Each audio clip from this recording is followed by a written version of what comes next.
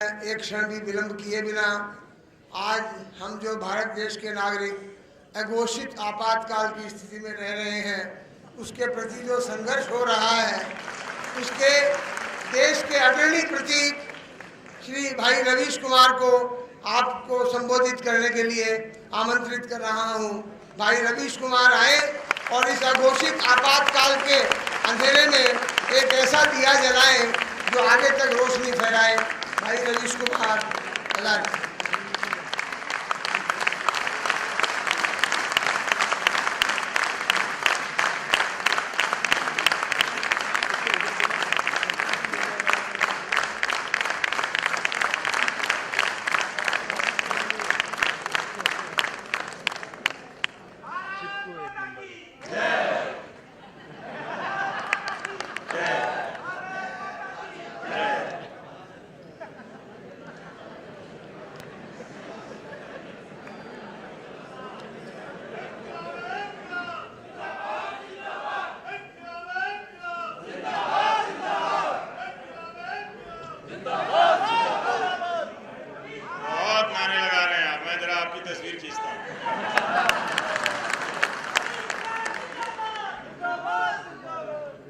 बहुत शुक्रिया आप लोगों का। नमस्कार।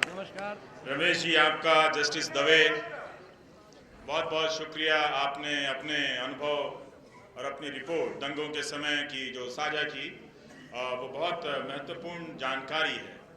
उसी के संदर्भ में मैं छोटी सी बात ये कहना चाहता हूँ कि जब राजनीति में पैसे का प्रवेश हो रहा था तो दो चार साधु लोग कह रहे थे कि राजनीति में पैसे की क्या ज़रूरत है, पर जो उस वक्त के व्यवहारिक लोग थे वो ये कह रहे थे कि सत्ता चाहिए और राजनीति हम सत्ता के लिए करते हैं, दांव बहुत ज़्यादा होता है, इसलिए पैसा आने दीजिए, धन को आने दीजिए।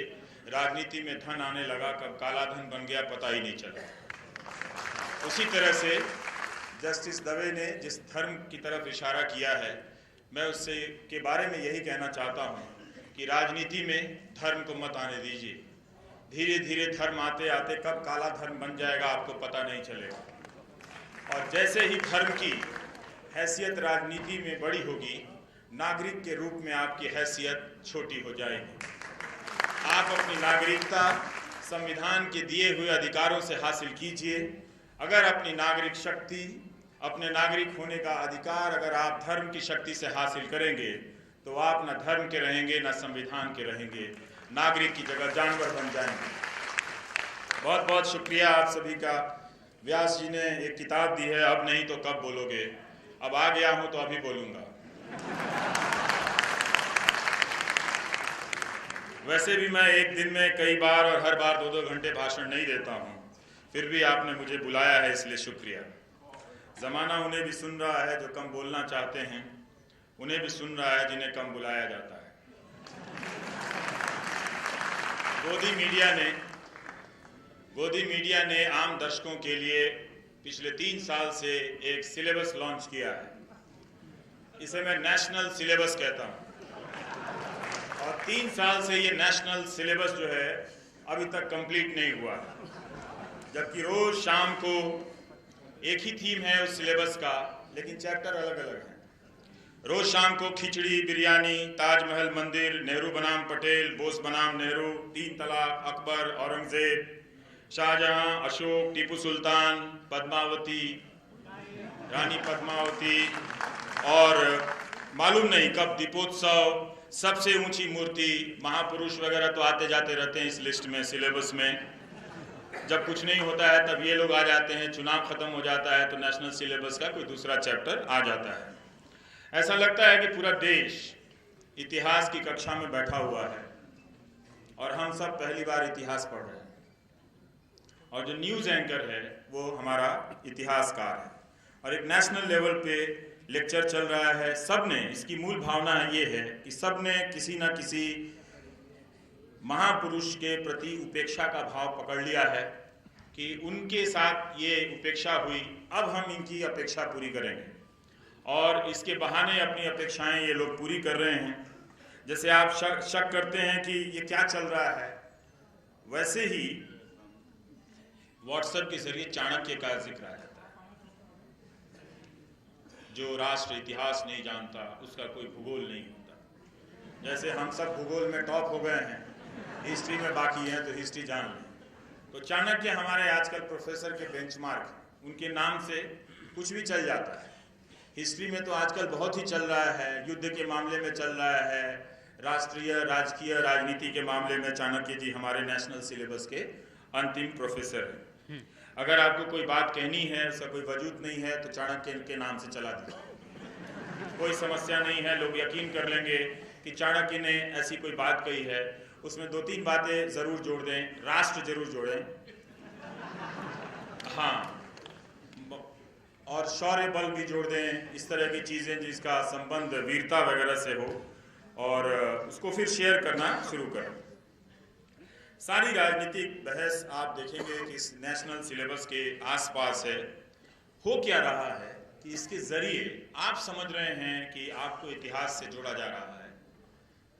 दरअसल बहुत चालाकी से आपको इतिहास से काटा जा रहा है, आपको इतिहास विहीन बनाया जा रहा है, और आप समझ रहे हैं कि रोज़ हमें ये एक नया इतिहास लाकर जो गलत इतिहास हुआ था उसे अब सही करने की कोशिश की जा रही है। दरअसल उस इतिहास को गलत बताकर इतिहास लेखन कोई एक रेखा में नहीं चलती, एक बात पे ख़त्म नहीं होती, वो लगातार चलती रहती है। एक किताब के समानांतर 10 किताबें आती रहती हैं, एक शोध को दूसरे शोध खारिज करते रहते हैं। ऐसा कोई वामपंथी इतिहास नहीं होता जो एक मोटी रेखा में लिखा गया हो और एक पार्टी हेडक्वार्टर से निकाला गया हो इतिहास हो। लेकिन उसके बरक्स जो दक्षिणपंथी इतिहास होता है वो एक जगह से निकला हुआ आपको दिखता है। अगर आप लाइब्रेरी में चलकर इसे चाहते हैं कि साबित करना, मैं वो भी आपके साथ कर सकता हूँ। तो इतिहास लेखन जो है उसमें बहुत बदलाव आया। वो राजा रानी महापुरुषों के इतिहास से निकलकर आपकी ज़िंदगी, आपके योगदानों के इतिहास में गया, ढूंढा और देखा कि आपकी ज़िंदगी में आप अपने समय को किस तरह से देख रहे हैं। उससे भी इतिहास की रचना को पूर्ण करने की कोशिश की गई, जहाँ तक और जिस हद तक लिखित या अन्य तरह के दस्तावेज मिले हैं। पर अब फिर से उस इतिहास लेखन को हमें राजा रानी के इतिहास की तरफ ले जाया जा रहा है, और एक बदले की भावना भरी जा रही है कि हम उसका अब बदला लेंगे। आज जो आज हमारे बीच नहीं हैं और जो आज हैं उनका उस इतिहास से कोई लेना देना नहीं, कोई कसूर नहीं है, लेकिन उसका बदला लिया जा रहा है। और एक नया इस तरह से नेशनल सिलेबस के तहत ये आपके भीतर नौजवानों में नफरत की आग भरी जा रही है, और आप नौजवान चलते फिरते मानव बम की तरह हो गए हैं। सांप्रदायिकता एक इंसान को मानव बम में बदल देती है, इस बात को नोट कर लीजिए। और ये किसी और को नहीं बदलती, आपके पड़ोसी के बच्चे को नहीं बदलती है, आपके घर के अपने बच्चे को मानव बम में बदल देती है। वो इतने नफरत से भरा हुआ नौजवान घूम रहा होता है कि मामूली झगड़े को, दो लोग जो मुमकिन है कि दो धर्म के हों और उनके बीच जायज़ सवाल को लेकर झगड़ा हो रहा हो, वो उसे सिर्फ सांप्रदायिक निगाह से देखता है, मानव बम की तरफ फटता है और उस हत्या में शामिल हो जाता है।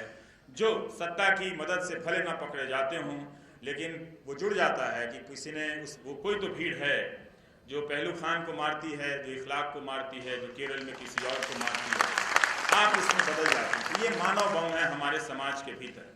ये किसी भी प्रकार के समाज में, किसी भी प्रकार के राष्ट्र में इनकी तादाद बढ़ती जाएगी। आपका सत्ता का कुछ नहीं होने वाला, आपका एक नागरिक के रूप में उसकी आपकी जो हैसियत है वो कमज़ोर होती जाएगी। आप लगातार ऐसी घटनाओं से, जब मैं बोल रहा हूँ तो याद कीजिए, टीवी पे जब आप देखते हैं कि भीड़ ने किसी को पकड़ के मारा, जो मरने वाला है वो किसी भी धर्म का हो, लेकिन भीड़ जब उसे ओवर पावर कर लेती है, उस पर अपना दबदबा कायम कर लेती है, आप उन समाचारों को सुनते हुए अपने घरों में डरते हैं, फेसबुक पर लिखने से संकोच करते हैं और किसी खास वक्त में घर से बाहर निकलने में हिचकिचाते हैं। तो आप डरते हैं, आपकी हैसियत, आपकी नागरिक शक्ति का क्षरण होता है, ह्रास होता है। तो एक तरह से आप देखें कि ये जो नफरत हमारे दिमाग में भरी जा रही है वो दरअसल सिर्फ राज करने के लिए नहीं भरी जा रही है, वो इसलिए भरी जा रही है कि लोग के रूप में आपकी ताकत, आपकी सत्ता हमेशा के लिए समाप्त हो जाए। आप अपने बच्चे को इस नेशनल टीवी से सिलेबस पे, जो नेशनल सिलेबस चल रहा है, मैं सचमुच कहता हूँ बचा लीजिए। खुद को भी बचा लीजिए इस नेशनल सिलेबस से। इसकी थीम बहुत घातक है और ये ख़त्म नहीं हो रही है, अंतहीन है। इसका पैटर्न भी एक ही तरह है, कहीं भी चुनाव होते हैं, कहीं भी चला आता है। अभी रानी पद्मावती को लेकर विवाद हो रहा है। प्रसून जोशी ने कहा कि फिल्म बनाने वाले ने हमें ही नहीं दिखाया और दुनिया को दिखा रहे हैं और विवाद पैदा कर रहे हैं। ये खतरनाक है। हम सबको एक आत्मविश्वास भरा नागरिक होना चाहिए। हमारे इतिहास में इंसाफ नाइंसाफ जैसे वर्तमान में है, उसी तरह से इतिहास में हुआ है और उसे बरतना आना चाहिए। हमें इतिहास का सामना करने आना चाहिए। हम दोनों इन बहसों के जरिए अति के छोर पर पहुंच रहे हैं और धीरे धीरे अपना सांप्रदायिकरण कर रहे हैं।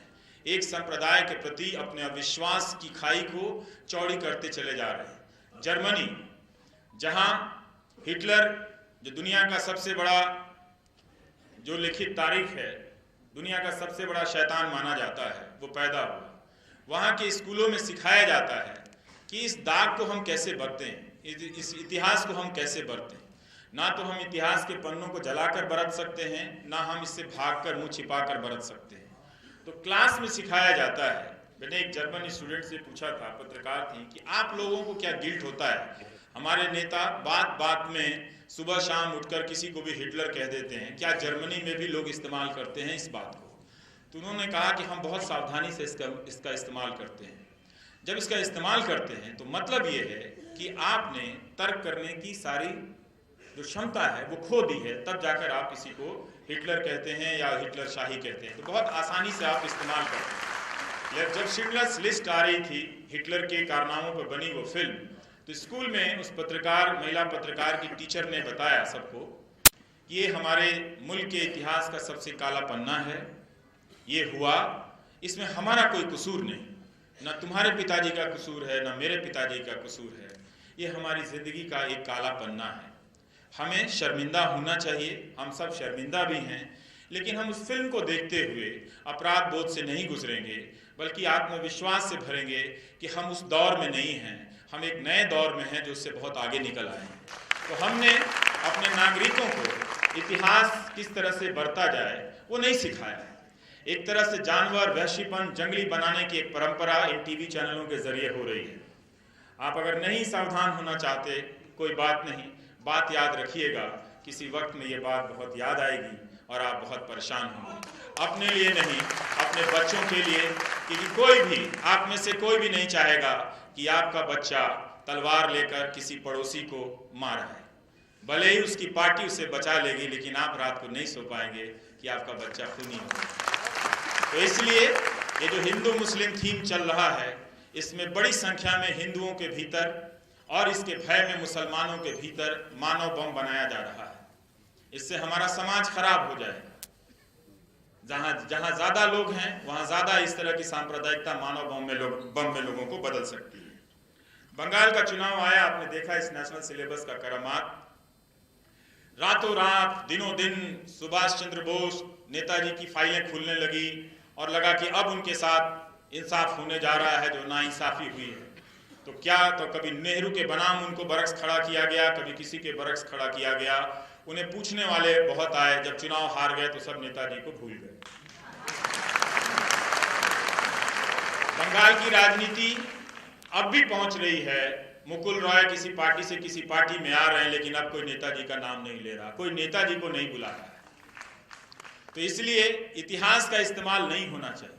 जरूर लाइब्रेरी में जाइए और पढ़िए कि नेहरू और बोस के बीच के क्या संबंध थे, उन संबंधों में क्या उतार चढ़ाव था, वो जरूर पढ़िए।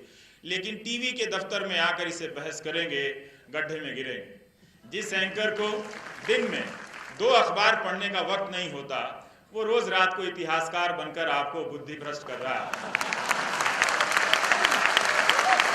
ये बता रहा हूं। और याद रखिएगा, बात किसी दौर की नहीं है, बात आपकी पीढ़ियों की है। आप यहां तक तो निकल आए, लेकिन आपके सामने जो गड्ढे बन रहे हैं उसमें कौन कौन गिरेगा हम नहीं जानते। उसमें सिर्फ मैं नहीं गिरूंगा और सिर्फ आप नहीं गिरेंगे, उन बच्चों को भी गिरते देखेंगे जिन्हें आप गोद में उठाकर अच्छे भविष्य की उनकी कामना करते हैं। तो ऐसे राजनीति में बहुत हीरो लोग आते हैं नए नए कपड़े पहनकर, उन्हें लगता है कि अपना वर्तमान जो है वो लिख रहे हैं इतिहास की तरह। मगर इतिहास उन जैसों का बहुत पहले ही उनका वर्तमान लिख चुका होता है। अगर आप इतिहास को परखना जानेंगे तो आज के वर्तमान पर आपको कोई हैरानी नहीं होगी। इसी तरह से गुजरात चुनाव में सरदार पटेल के जिक्र की कोई ज़रूरत नहीं थी। उनका जिक्र लोकसभा के चुनाव में हो गया था, लेकिन मैं देख रहा था कि नाराज पटेलों को मनाने के लिए सरदार पटेल का जिक्र होने लगा। मेरी पटेल समाज से यही गुजारिश है कि सरदार बहुत बड़े नेता हैं। अगर आप नेहरू और सरदार के रिश्तों को पढ़ेंगे तो आपकी आंखें भर जाएंगी। ऐसे दो दोस्त, दो हमसफर जिंदगी में मिल जाएं तो आपकी जिंदगी धन्य हो जाए। आपकी जिंदगी में आप किसी के लिए नेहरू बन सके और कोई आपके लिए सरदार बन सके तो सोचिए आपने जिंदगी में बहुत कमाया है। लेकिन आपने जिसे पहले सरदार कहा उसे बोलने के लायक नहीं छोड़ा तो सोचिए आपने सब गंवा दिया है। सरदार के बाद राजनीति में एक और सरदार कहे गए, आजकल बोलते हुए नजर नहीं आते। उन्हें भी लौह पुरुष कहा गया। ये मत कीजिए। उन दोनों के बीच आदर और जो सम्मान था वो दोस्ती राजनीति के टेक्स्ट बुक में पढ़ाया जाना चाहिए कि कैसे नेहरू और पटेल एक दूसरे से असहमत होते हुए भी एक दूसरे का इतना सम्मान करते थे। ये पढ़ाया जाना चाहिए, ना कि ये बताया जाना चाहिए कि दोनों ने एक दूसरे की जिंदगी बर्बाद की, दोनों ने एक दूसरे की महत्वाकांक्षाओं पर पानी फेर दिया। नहीं नहीं, ऐसा नहीं था। वो असहमतियों के बीच सहमति का रास्ता बनाने के सबसे बड़े राष्ट्रीय उदाहरण अगर हिंदुस्तान की राजनीति में है तो सरदार पटेल और नेहरू का है। उस इतिहास को मिटाया जा रहा है। आप मिटा नहीं पाएंगे, क्योंकि जिसे आप मिटाने का प्रयास कर रहे हैं उसे कोई जी के गया है। जो जी के गया है वो कहां मिटता है। पोस्टर लगाने से इतिहास बदलता तो और बात थी। तो मैं सिर्फ पटेल लोगों से यही कहूंगा कि सरदार को सरदार रहने दीजिए, पटेलों का नेता बनाइएगा तो आप उन्हें सरदार से अलग कर देंगे, बाकी आपकी मर्जी। इतिहास पर इस दौर में जाति संगठनों और इन सब का आज के मेरे टॉपिक से मतलब है कि किस तरह से आपको ये सारी घटनाएं, ये दो दलों के बीच नहीं हो रही हैं, ये सारी घटनाएं आप पर काबू पाने के लिए हो रही हैं। जब आप वर्तमान और इतिहास को भी उनकी ही निगाह से देखने लगेंगे, आप नहीं रह जाएंगे। तो इसलिए आपको एक ऐसे लोक में बदला जा रहा है जिसे मामूली तंत्र की मदद से, आधार नंबर से आप पर नियंत्रण किया जा सकता है। तो इतिहास पर जाति संगठनों, धार्मिक संगठनों और राजनीतिक संगठनों का कब्जा धीरे धीरे होता जा रहा है। दो चार पोस्टर फाड़कर इनके नेता इतिहासकार बन जाते हैं। इतिहास की किताब जलाकर आप इतिहास बन सकते हैं। लेखक के खिलाफ FIR कराकर भी आप इतिहास बन सकते हैं। दूसरे के मोहल्ले का रास्ता जाम कर इतिहासकार बन सकते हैं। और ये कमाल आप भारत में कर सकते हैं, बाकी जगहों पे नहीं। बाकी जगहों पर इतिहासकार बनने के लिए 5 से 10 साल एक विषय के एक हिस्से पर आपको रिसर्च करते हुए जिंदगी के बिताने पड़ते हैं, तब जाकर कोई कहता है कि आप हिस्टोरियन कहलाने के लायक हैं या नहीं। लेकिन आजकल चौक चौराहों पर जो भी पोस्टर फाड़ देता है वो हिस्टोरियन कहलाता है। तो अगर आप में ये भावना है कि आप इतिहास पढ़ते समय इस फलां लेखक के चेहरे पर, व्यास जी के चेहरे पर स्याही छिड़कने की इच्छा हो रही है, तो आपके अंदर आज का इतिहास कुल बुला रहा है। आप ऐसा कीजिए और टीवी स्टूडियो में पहुंच जाइए। ये इतिहासकार होने का स्वर्ण युग चल रहा है, बेस्ट टाइम। बिना पढ़े हिस्टोरियन होने का इससे अच्छा समय आपको नहीं मिलेगा। इसलिए अगर ये है कि आपको हिस्टोरियन बनना है, किताब छोड़िए, बाहर जाइए, कोई भी पोस्टर है फाड़ दीजिए, आप इतिहासकार बन जाएंगे। कहिए कि इससे हमारी भावना आहत हुई। मैं ऐसा कुछ भी नहीं बोल रहा जिससे किसी एडवोकेट या अटॉर्नी जनरल को छुट्टी लेकर मेरे खिलाफ मुकदमा दर्ज करना, गैग ऑर्डर लेकर आने की जरूरत पड़े उसे। इसलिए मैं तय किया है कि मैं उन लोगों के बारे में बात ही नहीं करूंगा जो 16,000 गुना मुनाफा कमा लेते हैं।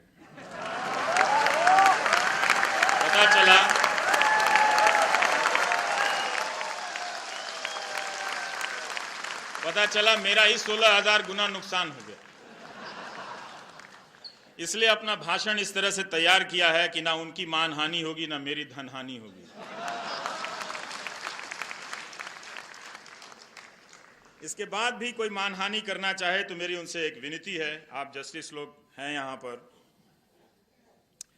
मेरे खिलाफ 100 करोड़ की मानहानि प्लीज मत कीजिए। कीजिए लेकिन ₹1.25 की कीजिए। ₹1.25 के चढ़ावे से देवता हमारे प्रसन्न हो जाते हैं। मैं एक ऐसे भारत की कल्पना करता हूं जहां किसी की भी मानहानि ₹1.25 से अधिक की ना हो। अमीर और गरीब के बीच भले चाहे जितना फर्क हो जाए, 2 रोटी से लेकर 20 केक का फर्क हो जाए, लेकिन मानहानि का कोई फर्क ना रहे, सबकी मानहानि ₹1.25 की होगी। इससे वकीलों को भी बहुत आराम हो जाएगा, कानून मंत्री को भी कुछ और काम करने का मौका मिल जाएगा। इसलिए मैंने एक नारा लिखा है, एक मान एक हानि। एक मान एक हानि, एक राष्ट्र एक मान, ₹1.25 का सबका सम्मान। कितना बढ़िया गाना। टेम्पो पे लाउड स्पीकर लेकर निकल जाइए। एक मान एक हानि, एक राष्ट्र एक मान, ₹1.25 का सबका सम्मान। बहुत सामंती चीज है ये मानहानि का जो कानून है, बहुत सामंती कानून है अपने आप में। इसे देखेंगे आप तो ताकतवर अमीर लोग इसका इस्तेमाल करते हैं। गरीब को आप कभी नहीं देखेंगे कि जाकर कहते हुए कि मेरी मानहानि हो गई, आपने मुझे न्यूनतम समर्थन मूल्य नहीं दिया, आपने हमें आत्महत्या करने के लायक बना दिया ग्लानि से कि मैं कर्ज चुका नहीं पा रहा हूँ और रस्सी पर लटक जा रहा हूँ और मेरी संख्या 1 नहीं, 1000 नहीं, 2 नहीं, 2 लाख है, 3 लाख है इस देश में 10 साल के दौरान, 15 साल के दौरान। और अभी पिछले 15 दिनों के भीतर आंध्र प्रदेश में 27 से ज़्यादा किसानों ने आत्महत्या की। उनकी ग्लानि, कर्ज ना चुका पाने की ग्लानि, परिवार ना पाल पाने की ग्लानि आपके खिलाफ मानहानि तक नहीं ले गई। लेकिन कोई अमीर, कोई वकील, कोई ताकतवर आपको डराने के लिए मानहानि का इस्तेमाल करता है। इस तरह से ये जो कानून है वो लोकतंत्र में लोक की हैसियत को कमजोर करता है। पहले आपको इतिहास से डरा रहे हैं, अब आपको मानहानि से डरा रहे हैं। इस डर का एक फायदा होगा कि जिन कोनों में जहाँ कुछ राज हो सकते हैं, जहाँ कोई बातें छिपी हुई हो सकती हैं, वो अब कभी बाहर नहीं आ पाएंगी। इस डर की वजह से कि 100 करोड़ और 1.25 करोड़ की मानहानि का मुकदमा कौन झेलेगा। इसीलिए अगर आप रखना भी चाहते हैं तो कानून में ₹1.25 की मानहानि का प्रावधान रखिए। मान के नाम पर किसी का धन छीनना यह संपत्ति के अधिकार की भावना के खिलाफ है। राइट टू प्रॉपर्टी हमारा कॉन्स्टिट्यूशनल राइट है। इस राइट को किसी के प्राइड में नुकसान हो जाए, इस आधार पर नहीं ले सकते। नहीं तो बैंकों से कहिए कि मानहानि लोन की व्यवस्था करें, फिर मैं ऐसा काम कर दूं कि 500 करोड़ की मानहानि हो जाए और एनपीए हो जाए, फिर मैं गोल हो जाऊं। फिर आप प्रेस कॉन्फ्रेंस कीजिए कि मैं बड़ा स्कीम ला रहा हूं, जो 10 लोग मानहानि का लोन लेकर एनपीए कर गए हैं, हम बैंकों को बचाने के लिए एक स्कीम ला रहे हैं, ताकि दो लोग लिखे कि हाँ सरकार ने रिफॉर्म शुरू कर दिया है। ठीक है, तो इसलिए ये जो मानहानि कानून है ये डराने का कानून है कि आप उससे डरें। पहले ही इस कानून के जरिए उद्योगपतियों ने अपने लिए काफी छूट ले ली है। मीडिया में कोई इनके खिलाफ नहीं बोलता। आप उन्हें ईमेल करेंगे कि आपके खिलाफ ये सब चार्ज हैं, वो जवाब नहीं देते हैं और उल्टा नोटिस भेज देते हैं। वही सुविधा अब राजनीतिक दल अपने लिए रखना चाहते हैं। जो सत्ता में हैं उनके मान सम्मान को इतनी ठेस पहुंच रही है कि बात बात में वो मानहानि का मुकदमा कर रहे हैं और खुद को वो लोकतंत्र का अगुवा भी बताते हैं। ये और कुछ नहीं, ये लोग को कमजोर करने का एक तरह से डिजाइन है, ताकि आप उसके हिसाब से ही आप करें और इसी हिसाब से मीडिया, उद्योगपति और राजनेता, इन तीनों के बीच एक बहुत ही कोजी रिलेशन बनता जा रहा है। आपके राजस्थान में कानून आते आते रह गए। यहाँ के सक्रिय नागरिकों और पत्रकारों को बधाई। अगर वो अब नहीं बोलते तो कभी नहीं बोल पाते। राजस्थान पत्रिका ने बहुत साहसिक कदम उठाया कि जो बोलना था वो उसी वक्त गुलाब कोठारी जी ने अपने संपादकीय में अपनी बात कह दी। और कल भी जो उन्होंने खाली स्पेस छोड़ी है वो भी बहुत महत्वपूर्ण है। वो आज की नहीं, वो आपातकाल के उस दौर की भी याद दिलाती है। वो क्यों खटका हमें कहीं भी उसकी आहट मिले तो क्यों सतर्क होना चाहिए? वो इसलिए कि वो दौर अच्छा नहीं था और इसलिए कि उस दौर को हम फिर नहीं दोहराने देंगे। वो दौर इस बार दोहराया गया या दोहराया जा रहा है तो आपके लोक होने की जो ताकत है, हैसियत है, वो इस बार मिट जाएगी। और यही नहीं, आप पूरे दुनिया के स्तर पर देखें तो किस तरह से मिटती चली जा रही है। सैकड़ों के सैकड़ों जर्नलिस्ट जेल भेजे जा रहे हैं, रूस हो, चाहे टर्की हो, चाहे अमेरिका हो। आप उस तरह से देखिए कि कैसे एक सूचना के संसार पे सत्ता अपना नियंत्रण कायम करते चली जा रही है। हमारे सामने जो राजस्थान का जो कानून था, ये अगर पास होता तो ना तो आप बोल पाते, लिख पाते, लिख नहीं पाएंगे तो जाहिर आप जी नहीं पाएंगे। और पहले आपको इतिहास की बोझ से डराया गया, फिर मानहानि से, और राजस्थान का कानून अगर पास होता तो मीडिया बंधुआ मजदूर बन जाता। वो वैसे ही गोदी मीडिया है, गोद में खेलता हंसता खेलता बच्चा है, लेकिन सत्ता बहुत क्रूर होती है, वो उस गोद में बैठे बच्चे की गर्दन भी दबा देना चाहते हैं। अब मुर्दाबाद मत कहिए किसी, जनता जिंदाबाद कहिए, बाकी सब ठीक हो जाएगा। तो आप देख रहे हैं कि कैसे लोग तंत्र पे, हमारा जो तंत्र है वो लोग पर हावी हो रहा है और आप लगातार कमजोर हो रहे हैं। और इस कमजोर में अवतार की श्रेणी में नेता को खड़ा किया जा रहा है, अपराधी की श्रेणी में जनता को खड़ा किया जा रहा है। आप अगर सवाल पूछते हैं तो आपको देशद्रोही कहा जाता है कि अवतार पुरुष से आपने सवाल पूछने की हिम्मत कैसे की। सोशल मीडिया पर आपका के खिलाफ अभियान चलाया जाता है, घेर कर नारेबाजी की जाती है। और इस प्रक्रिया में आप डरने लगते हैं। डरते डरते आप अपने बच्चों को कहते हैं कि फेसबुक पे बहुत लिख रहे हो, कम लिखा करो। तो बहुत सारे लोग कहते हैं कि मैं सर लिख रहा था लेकिन मेरे माँ ने बहुत मना किया कि ज़माना बहुत ख़राब है, तुम मत लिखा करो, तो अब मैं नहीं लिखूंगा। तो धीरे धीरे आप उस स्पेस को छोड़ते चले जाते हैं। आप उस जगह को जब जितना छोड़ते हैं, आप अपने आप को, अपनी जनता होने की हैसियत को कमज़ोर करते हैं। जब आप जनता ही नहीं रहेंगे तो आप इंसान इस तंत्र की व्यवस्था में नहीं रह पाएंगे। आपके मनुष्य होने का सबसे बड़ा प्रमाण यही है कि आप अपने आप को जनता बनाए रखिए। वो डरा रहे हैं लोकतंत्र में, इसलिए वो जनता का एक जनबोध होता है, वो होना बहुत ज़रूरी है। मतलब आप लोकतंत्र पर अपनी दावेदारी कीजिए, आप तंत्र से ऊपर हैं।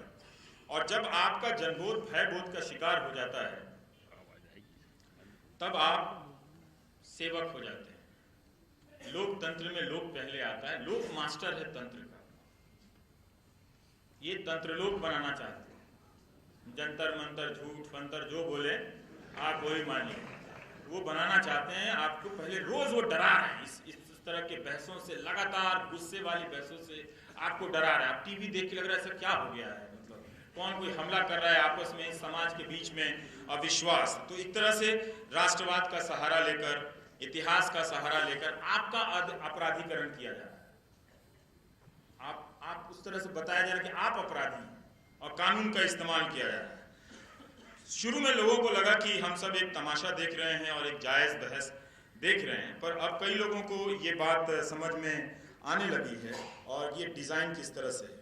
और ये अविश्वास जो है इसका एक पैटर्न है पूरी दुनिया में। आप देखेंगे कि संस्थाएं जब कमज़ोर होती चली गई और राजनेताओं के प्रति आपका विश्वास कमज़ोर हुआ, तो राजनेताओं ने एक तरकीब निकाली। जब उनके प्रति क्रेडिबिलिटी, अभी रमेश जी कह रहे थे, जब कमज़ोर हुई तो तरकीब ये थी कि क्यों ना जनता और जनता के बीच अविश्वास के कई नए मॉडल खड़े कर दिए जाए। हम लोग राजनीतिक जरूर, अगर एक दल का तो अव्वल तो सबको समर्थक नहीं होना चाहिए। कई तरह के दल, कई तरह की विचारधाराएं समाज में होनी चाहिए, इतना भरोसा होना चाहिए कि इससे हम डील कर सकते हैं। लेकिन एक रिश्ता तो बना रहना चाहिए सबके बीच में। तो वो अविश्वास क्या कर रहा है कि उस रिश्ते को खत्म कर रहा है। चूंकि आप कमजोर हो गए हैं तो उस कमजोरी से बचने के लिए आप सत्ता की तरफ सहारा लेते हैं। दरअसल वहां भी जाकर आपको चैन नहीं है, वो मैं आपको आगे चलकर बताऊंगा, क्योंकि लौकिक कुछ तो है नहीं। किस तरह से आप देखिए कि जब आपको वह राष्ट्रवाद, देशद्रोही होने का आरोप लगता है और आप जब जाते हैं अदालत में, तो कई ऐसे मामले हुए कि हमारे वकील भाइयों को भी उस पैटर्न पर आजकल उकसा दिया जा रहा है। और वो भी जैसे पटियाला कोर्ट में जब ये मामला हुआ, वो मामला नहीं होना चाहिए था। देखिए, हम अपने वकीलों के योगदान को नहीं जानते, उनका बड़ा महत्वपूर्ण योगदान है। वो एक ऐसे प्राणी हैं हमारे समाज में कि संविधान की किताब के साथ उठते हैं, बैठते हैं, सोते हैं, जागते हैं।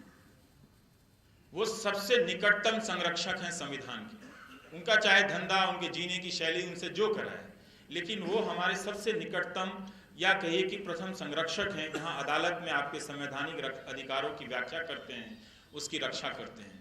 लेकिन इस राजनीति ने उन्हें इस्तेमाल कर लिया राष्ट्रवाद के चक्कर में, जो वो अपना उतना शानदार इतिहास भूल गए कि वो अंग्रेजों के सामने खड़े होकर अपना सब कुछ गंवाकर वकीलों ने हमें उस संवैधानिक अधिकार के प्रति ये हिम्मत दिलाई कि हिंदुस्तान का कोई वकील अदालत में भी उनसे लोहा ले सकता है। लेकिन क्या दुखद बात है कि हिंदुस्तान का कोई वकील, कोई नागरिक आ रहा है किसी भी मुकदमे में तो उसे मिलकर मारता है। ये नहीं होना चाहिए। मुझे उम्मीद है कि हमारे वकील भाई ये समझेंगे कि उनके अपने विरासत को वो समझेंगे और कभी भी इस तरह की राजनीति में अपना इस्तेमाल नहीं होने देंगे। किसी को भी बोलने से रोकना एक किस्म का आतंकवाद है। डराते हैं ना, भय पैदा करना सबसे बड़ा अपराध है। आतंकवाद क्या है? वो एक बम मारता है, 4 लोग मरते हैं, लेकिन पूरा देश में भय फैल जाता है, समाज में भय फैल जाता है। तो आप भय फैलाते, भय के जरिए किसी को बोलना बंद करते हैं, ये आतंकवाद। एक तानाशाही का एक नया तरीका है और आपके लोक होने की हैसियत को वो कम करता है। आप देखेंगे कि धीरे धीरे जनता ने क्या किया इन दिनों में, जो नया पैटर्न आ रहा है, वो पूरा एक नेता अपनी निष्ठा और अपने जनता होने के जनबोध को उसने एक नेता में विलय करा दिया, डिसॉल्व कर दिया अपना पूरा पावर। ये अच्छा नहीं हुआ। आप जरूर अपनी जिंदगी में 1, 2, 10, 50, मालूम नहीं एक मतदाता के रूप में आपने कितनों को वोट किया होगा, लेकिन मतदाता जब अपना वजूद किसी नेता में विलय करा देता है, तब वो जनता नहीं रह जाता, तब वो मतदाता भी नहीं रह जाता, वो आंधी के पीछे उड़ने वाली धूल बन जाता है। जनता में जो शक्ति है, उस शक्ति को नहीं गंवाना है। हम सब, इसलिए मैं कहता था कि आप फिल्म स्टार के फैन बन जाइए, आप क्रिकेटर के फैन बन जाइए, राजनीति में किसी के फैन मत बनिए। ये जो राजनीति की जो संस्कृति बिगाड़ी जा रही है, आपको मजा आ रहा होगा, आपकी हैसियत खत्म की जा रही है। और इस हैसियत खत्म होने का नुकसान जनता जो पहले से ही भुगतती आ रही है। आगे आपको उदाहरण दूंगा कि जब आप शक्ति विहीन होते हैं तो क्या होता है। आप कंफ्यूज होते हैं कि किस हद तक विरोध करें कि हम विरोधी ना लगे। ये पैटर्न बन गया, किसी से बात कीजिए, नहीं मैं विरोधी नहीं हूं। अरे भाई है तो क्या हो गया? आप क्रोधी नहीं हैं ये कहिए, आप विरोधी नहीं, इसमें शर्म की क्या बात है? कहीं लिखा है शास्त्रों में कि विरोधी होना मना है? अगर आप कहते हैं आप विरोधी नहीं हैं, आप खुद लोकतंत्र के खिलाफ खड़े हैं। आप अगर कोई बात कहना चाहते हैं तो कहिए मेरा इस बात से विरोध है और मैं इस बात पे का विरोधी हूं। रोज लिखिए फेसबुक पे 10 पोस्ट कि हाँ मैं विरोधी हूं। विरोधी होना क्या गलत हो गया? विरोधी होना अपराधी होना नहीं है, लेकिन बताया जा रहा है कि जो विरोधी है वो अपराधी है।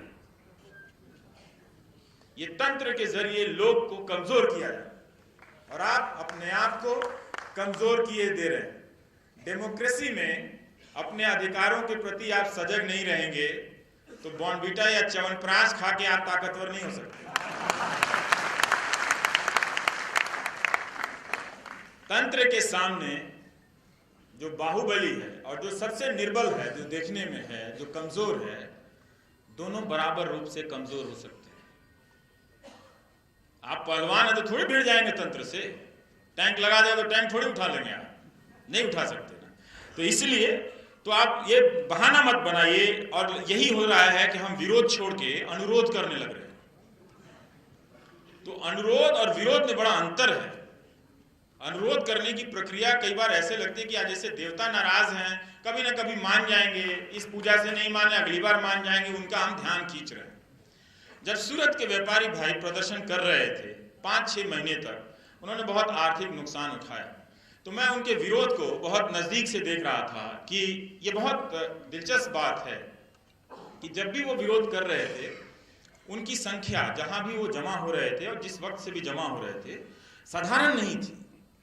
काफी बड़ी संख्या में वो लोग जमा होते थे, लेकिन वो विरोध करने की जगह अनुरोध कर रहे थे। जब आप अनुरोध करते हैं तब आप लोकतंत्र के लोक नहीं रह जाते, अपने जनता होने का अधिकार आप छोड़ देते। और वो साईं भजन पे राइम बनाकर गाने लगे।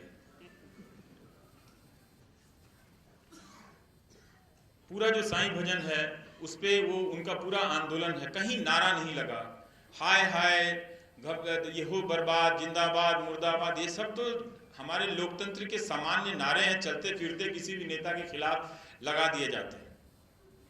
मगर वो वहां पर वो सब कुछ अनुपस्थित था, संख्या थी। जब जनता जनता नहीं रह जाती तो सिर्फ एक संख्या रह जाती है, इसलिए उनके आंदोलन का कोई असर नहीं, कोई असर नहीं। ये उनके आंदोलन की हार को वो सोचते रहे कि हमारे आंदोलन को वित्त मंत्री ने नहीं सुना, हमारी मांग को। दरअसल उनके जनता होने की हार थी।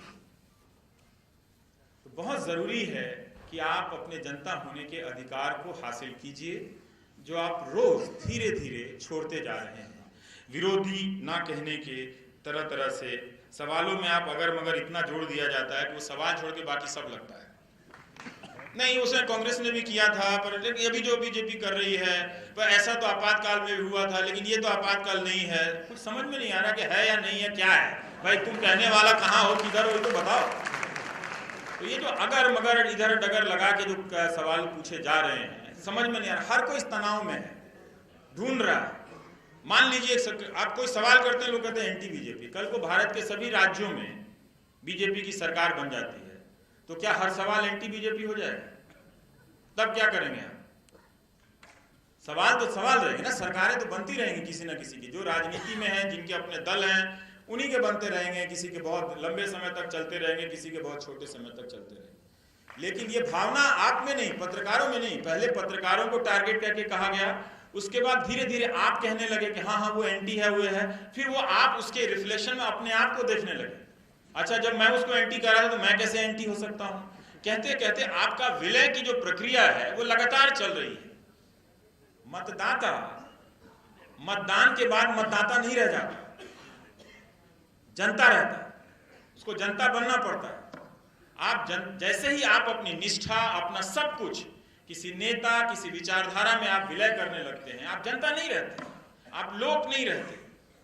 तो तंत्र जो है ये खेल तंत्र का है, जिसके इशारे पर आप नाच रहे होते हैं। तो धीरे धीरे वो आप पर हावी होता जाता है। इसीलिए आप देखेंगे कि कई ऐसे प्रदर्शन जो हाल फिलहाल में हुए हैं और जो पहले भी होते रहे हैं, उनका अगर आप हमारे देश में, हम दुनिया का इतना बड़ा लोकतंत्र कहते हैं, कोई डेमोक्रेसी इंडेक्स नहीं है। अव्वल तो जो भी प्रदर्शन करे उसको सरकार को सब्सिडी देनी चाहिए, क्योंकि प्रदर्शन कर आप लोकतंत्र पर एहसान करते हैं। गाड़ी मिलनी चाहिए बाकायदा सरकार से। अब तो सरकारें जगह नहीं देती हैं आपको, जंतर मंतर से लेकर सुना है आपके शहर में भी जगह नहीं।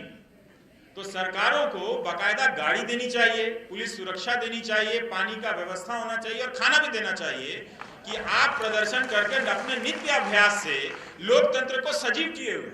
लेकिन हमें पहले मीडिया ने उन प्रदर्शनों को हीन दृष्टि से देखा और फिर हम भी उन प्रदर्शनों को हीन दृष्टि से देखने लगे, और हुआ ये कि जनता ने जनता पर अविश्वास करना शुरू कर दिया। ये अविश्वास की खाई सिर्फ हिंदू मुसलमान से नहीं बनती, ये कई रूपों में बनती है आपके भीतर। इसलिए आप शक करने लगते हैं, और शक इतना गहरा हो जाता है कि आपको लगता है कि भारत में सारे नकली लोग रह रहे हैं, अवैध लोग रह रहे हैं। ये वैध तभी होंगे जब आधार आएगा, और जब आधार नहीं आएगा तो आप अवैध हो जाएंगे। आपका सारा वजूद हिंदुस्तान में पैदा होने से नहीं तय होगा, एक नंबर से तय होगा। हर चीज जो आप अपने माँ बाप को नहीं बताना चाहते, अब आप सरकार को बता के जाइए जयपुर आए हैं, है ना, कहाँ कहाँ फिल्म का टिकट कटाए। तो ये आपको देखना पड़ेगा कि ये जो डेमोक्रेसी इंडेक्स हमें बनाना चाहिए कि क्यों इतने प्रदर्शनों के बाद किसी की भी सरकार, कांग्रेस, बीजेपी, जेडीयू, समाजवादी, किसी की भी सरकार आप देखिए, लोग जब प्रदर्शन करने आते हैं, अपनी मांग रखते हैं, तो उन मांगों में से मांग तो मान ली जाती है, अमल कितनी मांगों पर होता है, हम कभी भी उसका एक डेमोक्रेसी इंडेक्स बनाकर उसका आकलन नहीं करते। सरकार का आकलन हम शुरू से पहले भी आगे अब भी भावनाओं के आधार पर करते हैं। वरना बंगाल के चुनाव में नेताजी सुभाष चंद्र बोस की कोई जरूरत नहीं थी, गुजरात के चुनाव में सरदार पटेल की कोई जरूरत नहीं। सरदार पटेल जब जिंदा थे तो वो अपनी भूमिका निभा गए। वो इसलिए नहीं निभा गए कि कोई चुनाव में उनका इस्तेमाल करे और उनके नाम पर अपनी नैया पार करेगा। तो हम यही करते हैं, हम जनता होके जनता का ही ख्याल नहीं रखते। आप सरकार का मूल्यांकन किस आधार पर कहते हैं? खुद को आप जागरूक नागरिक कहते हैं, किस आधार पर कहते हैं?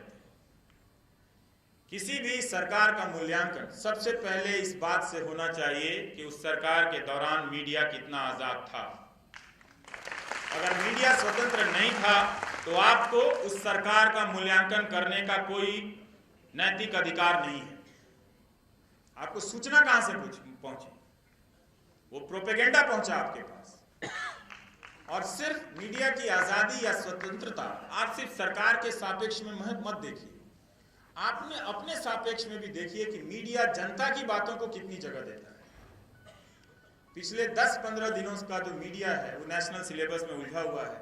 रानी पद्मावती को लेकर, उसके पहले राम रहीम को लेकर उलझा हुआ था, उसके पहले राम श्याम को लेकर उलझा हुआ था। 10-12 दिन दीपोत्सव में निकाल दिया पूरी दिवाली के समय। तो ये सारी आपकी तकलीफों को रिप्लेस किया जा रहा है। दिल्ली में एक महिला ने फोन किया कि वो काफी बेचैन हैं और वो चाहती थी कि मैं प्रदूषण पे कुछ उनको लेकर चर्चा करूं। वो नई सक्रिय हुई थी। मैं उनका हौसला नहीं तोड़ना चाहता था, पर मैं बता रहा था कि जो सवाल आप उठा रहे हैं पिछले 4 सालों से हम कर रहे हैं। पर ठीक है, कोई नागरिक जिस वक्त जागे, जिस वक्त सक्रिय हो, वो उसका स्वागत करना चाहिए। हो सकता है कि मैं जो आज बात कह रहा हूँ उसका कल मुझे बोध नहीं था। आज हालात ने मुझे और गंभीर तरीके से सोचने के लिए मजबूर किया, तो मैं ये बात सोच रहा हूँ। तो उन्हें लगता था कि मैं निराश हूँ। मैं निराश नहीं था। उन्होंने कहा, वो कह रही थी कि अच्छा हम लोग इतना प्रोटेस्ट कर रहे हैं, मैं सिर्फ ये चाहती हूँ कि प्रधानमंत्री का ध्यान चला जाए। मैंने कहा मैडम आप जो हैं अवेयरनेस नहीं, आप अनुरोध कर रही हैं, अनुनय विनय कर रही हैं। आप जनता होकर प्रधानमंत्री के पास जाइए, भक्त होकर मत जाइए। उसके लिए करोड़ों देवी देवताओं की पर्याप्त व्यवस्था हिंदू धर्म में की गई। कोई निकटतम ना भी मिले तो किसी पेड़ को ही पूज लीजिए, आपका काम हो जाएगा। इतना उदार धर्म आपको कहीं नहीं मिलेगा। हालांकि भीतर उसकी जाति व्यवस्था की बात अलग है, वो भी कर दूंगा अभी। तो हुआ ये, तो मैंने उनको एक पत्र लिखा जो मैं आपको पढ़ना चाहता हूँ। वो ये सोच रही थी कि मैं निराश हो गया हूँ इस तरह से करते हुए, और वो उन्हें एक यकीन था कि 10-5 टीवी चैनल अगर उनके प्रयासों को दिखा दें स्कूल के बच्चों, हालांकि खूब कवरेज हो रहा था, ऐसा नहीं। तो मैं कह रहा था कि आप जो कह रही हैं वो तो लगातार कवरेज होता चला जा रहा है। मेरा समय ज्यादा लंबा हो तो बता दीजिए, क्योंकि आप ज्यादा संख्या में आए हैं तो मैं सोच रहा हूँ 2 घंटा मैं भी बोल ही लूँ, कपड़ा बाद में बदल लूँगा। तो मैं तरह का मैं सोचा, नहीं तो मैं 10-12 बंडी ले आता, पर छूट गया, कोई बात नहीं। तो मैं ये कह रहा था कि तो मैंने उनको एक पत्र लिखा कि आप गलत समझ रही हैं। ये असर इसलिए नहीं हो रहा है आपके आंदोलन का क्योंकि आप जनता नहीं है। तो मैं एक पत्र लिखा, मैं पढ़ रहा हूँ।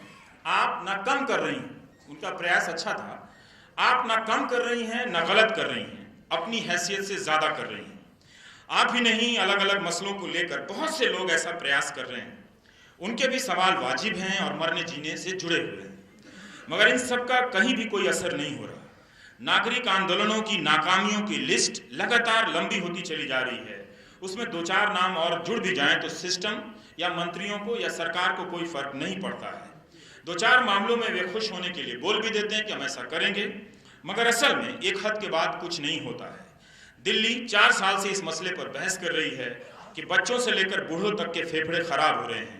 ये इशू है, इसे बनाने की जरूरत नहीं है। ये इसलिए हो रहा है मैडम कि जनता होने की असल शक्ति आपसे ले ली गई है।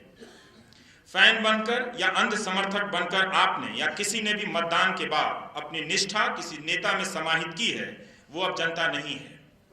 जब आप जनता की पहचान छोड़कर नेता का मुखौटा पहन लेती हैं, गाल पर टैटू बना लेती हैं, उसमें अपना विलय कर देती हैं, आप उसकी प्रतिछाया बन जाती हैं, रिफ्लेक्शन बन जाती हैं, तब आपका पीपल होने का पावर चला जाता है।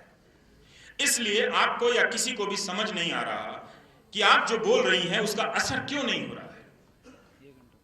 4 साल 5 साल से लगातार उसके बादल बर्दाश्त के लायक नहीं है, हवा खराब हो चुकी है दिल्ली की, तब भी असर नहीं हो रहा है।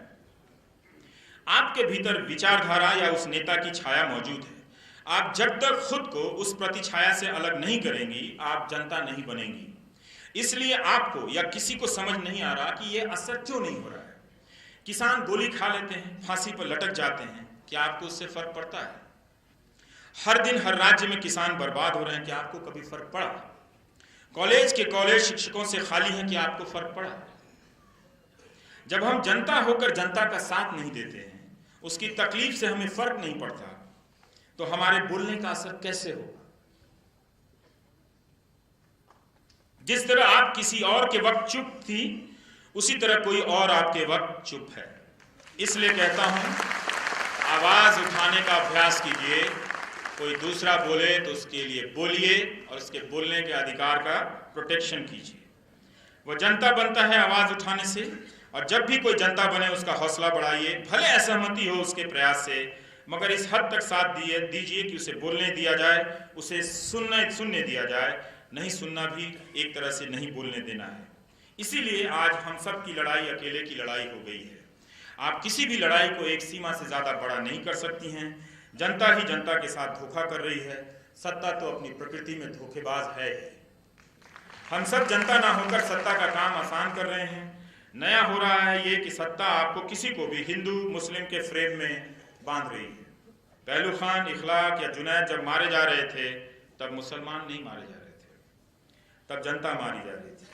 जब केरल में आरएसएस के वर्कर मारे जा रहे हैं और बदले में सीपीएम के वर्कर मारे जा रहे हैं, और सीपीएम के वर्कर मारे जाते हैं तो आरएसएस के वर्कर मारे जाते हैं, तब कोई हिंदू या कम्युनिस्ट नहीं मरता, जनता मरती है। इसलिए बोलिए, जनता का साथ दीजिए। राजनीति का कोई भी अतिरूप अंत में जनता को ही कमजोर करता है, उसका लोकपन, जनबोध छीन लेता है। इसलिए आपकी कोशिश तो ईमानदार है मैम, मगर असरदार नहीं है। हुआ वही, दिल्ली की मीडिया ने जल्दी ही छोड़कर रानी पद्मावती का मसला उठा लिया। उसने अपने फेफड़ों की भी चिंता नहीं, उसे अपनी सेहत की भी चिंता नहीं। तो सोचिए वो आपकी कितनी चिंता करता है। आप तब भी टीवी देखते हैं, मैं कमाल। हिंदू मुस्लिम फ्रेमवर्क किसी भी मुद्दे का बेंचमार्क है, राष्ट्रवाद एक फ्रेमवर्क है, फिर किसी को देशद्रोही करना फ्रेमवर्क है। अब आप इतनी आसानी से इस फ्रेमवर्क से नहीं निकल पाएंगे। ये इतना गहरे बैठ गया है, इतना गहरा गया है आपके अंदर, कि इससे निकलने के लिए आपको बहुत मेहनत करनी पड़ेगी। हम सोचते हैं कि लोकतंत्र में नागरिक होना कोई फ्री फंड का खेल है। दरअसल ये आईआईटी के इम्तहान से भी मुश्किल प्रयास है, परिश्रम है। इतनी आसानी से ना तो आप नागरिक होते हैं, ना ही फोकट में आप जनता होते हैं। आप सोचिए कि आपके नौजवानों को इस तरह से एक बौद्धिक गुलामी दी जा रही है, और अगले 20-25 साल के लिए वो एक तंत्र का पुर्जा बनते जा रहे हैं, लोग नहीं रहेंगे। आपको क्यों डर लगता है? इस देश में इसलिए भी डर लगता है कि सबको, किसी को भी झूठे मुकदमों में फंसाना बहुत आसान है। जब आप सरकार के खिलाफ बोलते हैं तो आपके दिमाग में ये बात आती है कि सरकार झूठे मुकदमे में फंसा देगी और जेल में बंद कर देगी। और जैसे ही आपको ये बात आती है, फिर आपको अपने आप को चेक करना चाहिए कि आपने सरकार चुना है या अपने लिए डर चुना है। और इसका भी इस डेमोक्रेसी के इंडेक्स में बनना चाहिए। तीसरा पॉइंट, कि कोई किसी भी सरकार के कार्यकाल में कितने झूठे मुकदमे हुए, कितने लोगों को फंसाया गया, पुलिस का इस्तेमाल किया गया और फिर अदालतों का इस्तेमाल किया गया। पुलिस, और हो रहा है यही कि राज्य दर राज्य चुनी हुई सरकारें आप जनता को निहत्था कर रही हैं, आपके ऊपर नियंत्रण बढ़ा रही हैं। डराने के लिए जनता के एक हिस्से का इस्तेमाल किया जा रहा है, जिसका नाम है भीड़। ये भीड़ आज पुलिस से भी ताकतवर हो गई है। पुलिस भी अब इस भीड़ के अनुसार चल रही है। कभी वो एंटी रोमियो के पीछे चलने लगती है, कभी वो किसी और के पीछे चलने लगती है। तो एक तरह से आप पुलिस का भी अब आप भरोसा नहीं कर सकते। पुलिस वालों को भी अपने आप पे भरोसा नहीं है कि उन्हें क्या करना है। तो हमारे जो राजस्थान के कानून आ रहे थे, हम समझ रहे थे कि मीडिया के खिलाफ है, दरअसल वो उन अधिकारियों के भी खिलाफ है जिन्हें एक तरह से बहुत सारे अधिकारों के साथ स्वतंत्र होने की एक तरह से शक्ति दी गई है। अब वो भी डरेंगे, वो भी ब्लैकमेल होंगे उस सिस्टम में। मैं ये सोच रहा था कि इस कानून को बनाने वाला अधिकारी अपने खिलाफ किस हद तक जा सकता था। अपना ही गला घोट रहा था और कह रहा था कि हम खुद को बचा रहे हैं, वो खुद को नहीं बचा रहे थे। ये सारा खेल जो है 10-15 लोग मिलकर करते हैं, ये 10-15 लोग अपने आप को बचा रहे थे। और जो कमज़ोर लोग हैं, जो इस खेल को नहीं करते, उनके ऊपर हमेशा ये तलवार लटका रहे थे कि तुम्हारे खिलाफ तो FIR करने की अनुमति दे दी जाएगी। तो ये एक खेल था। तो पहले भीड़ को आपके सामने खड़ी कर देते हैं, फिर पुलिस को, फिर वकील को, और अंत में वो दरवाज़ा जो किसी जेल में खुलता है। वहाँ पर आपको बंद करके यूपी के 18 साल के नौजवान को, जाकिर अली त्यागी को, फेसबुक पे उन्होंने पोस्ट किया तो 42 दिनों तक जेल में डाल दिया गया। सोचिए। और उनका भयंकर अपराधियों के साथ डाला गया। और इस कदर जेल का इस्तेमाल हो रहा है कि मैं फिर यहाँ पर न्यायविद बैठे हैं, हमारे संविधान निर्माताओं से चूक हो गई। गांधी जी ने आज़ादी की लड़ाई में उनका एक सबसे बड़ा योगदान था कि निरीह से निरीह जनता के बीच से उन्होंने अंग्रेज़ों की जेल का भय समाप्त कर दिया था।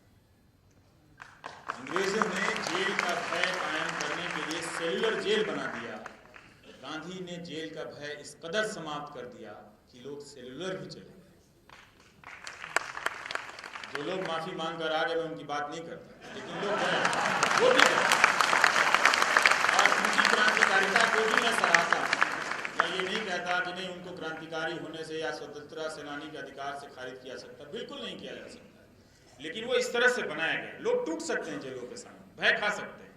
बहुत सारे लोग जेलों के भय से, झूठे मुकदमों में फंसा देने के भय से नहीं बोल रहे। जो नहीं बोल रहा है डर से, वो कोई गद्दार नहीं है, वो समझ नहीं रहा कि उसके साथ हो क्या रहा है। इसीलिए एंटीसिपेटरी बेल की व्यवस्था थी। कायदे से एंटीसिपेटरी जेल की भी व्यवस्था होनी चाहिए।